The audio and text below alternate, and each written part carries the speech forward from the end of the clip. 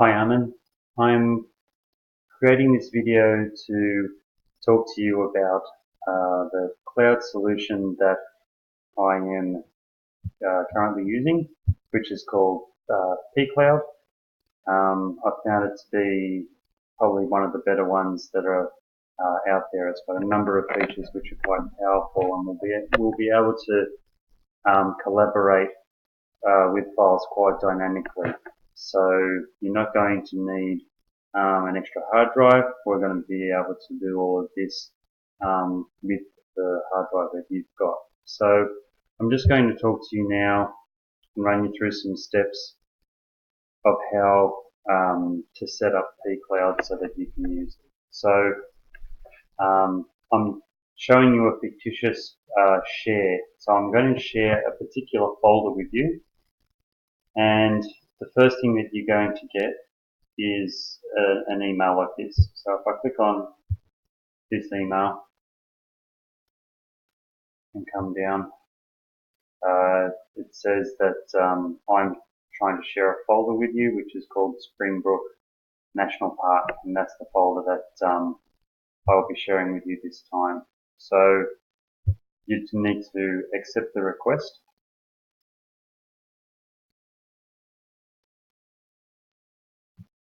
And once you've accepted the request, it will be time to create an account. So you'll just need to register, and then once you've registered, you'll be able to log in. And then once you've logged in, you'll get the new share invitation, and you want the permissions to be set to edit, not just view, and then accept the share. So once you've accepted the share, these are the folders that I want to share with you. So open the shared folder after accepting, accept share, and there it is there. So this is the accessible via a web panel, and these are the files that I'll need you to view. Now you could download them from within here. That's certainly one way to do it. But the other way to do it, which is even better, is to go to, see if I can get there. I'll be back in a second. Okay, so from just pcloud.com, you can go to download, and then in the download section, depending on which operating system you're on, I'm pretty sure you're on Windows, you can download pCloud Drive. And what pCloud Drive is, so download that, get it running, and then once it's running, you'll see in an Explorer window that you've got an extra drive, pCloud Drive. So this is a virtual cloud drive, and in here, this is your personal little drive that I've shared with you. So my videos, my pictures, my music, they're nothing. Don't worry about those. pCloud Sync will come to in a second, and the shared folder.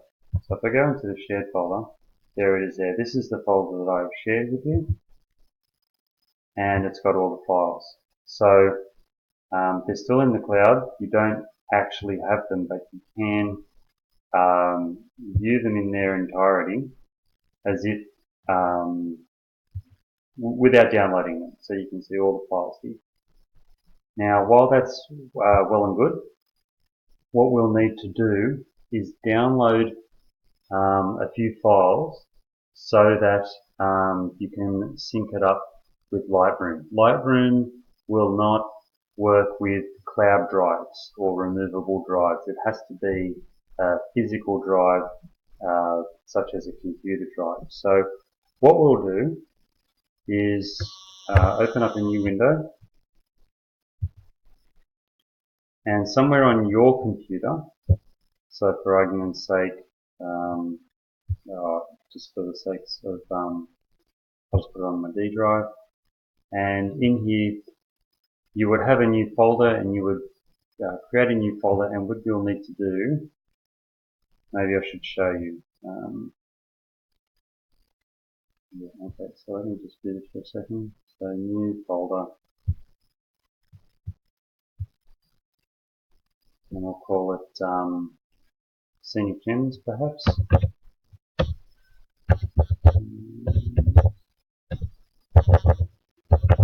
Gems. And then in there, we just want to, as if it's a normal drive, grab this and drop it on. And the folder that I grabbed is the pre-process folder. So that's starting now. While that's happening, if possible, the best way for you to manage with large files is to be connected to your router via Ethernet. That way you're going to get some really good speeds.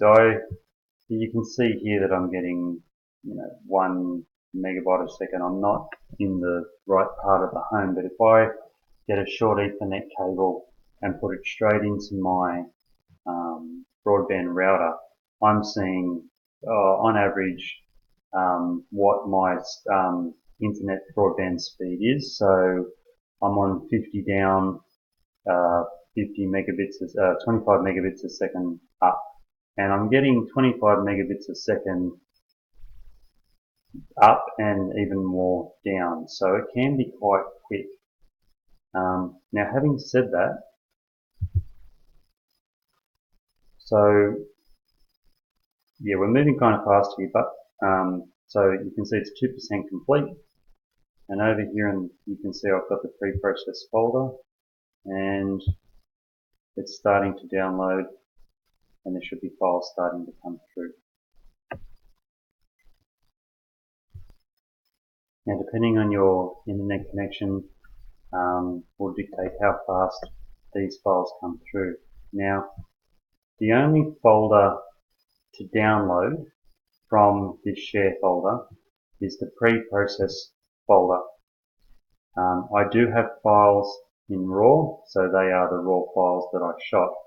But in Lightroom, I've gone through and selected the files that I want to work with from RAW, and then in the pre-process folder, that is the files that I want you to work with. So working with the pre-process folder. Now, once this is downloaded, pre-process, because you've got pCloud Drive installed on your machine, if I right click on this, you'll have some extra folders here. And one says sync to pCloud. So we will be using this sync to pCloud, and what it does is it will, once you've downloaded these files, they're basically on your machine, and if you started editing them, they would just update here. But adding the sync functionality will tie this folder to this folder back here. So you're going to be linking back. So as you work in Lightroom and this folder changes, this folder will change as well. You need to be careful that while the sync is turned on, you don't delete this folder, because if you delete this folder when the sync is on, you'll delete this folder when the sync is on. Now, having said that, you don't have to worry too much. pCloud has 30 days that I can wind back in time and restore files. So it's okay. There are backups, but just remember that you can't. You just need to modify this file and treat this as one copy. And I will get the backup back into the cloud. So you won't have to re-upload your finished files to me. This will happen once you sync it. So now that folder is downloading at the moment. The other two folders that you're going to need is the post-process and the final folders. So I'll bring these across. There's nothing in them at the moment. You're going to be filling these folders up.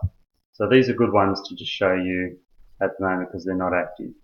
You would want to set synchronization for all three folders so that any changes you make to these three folders will come back to the cloud. So for the post-process folder, if I sync to pCloud,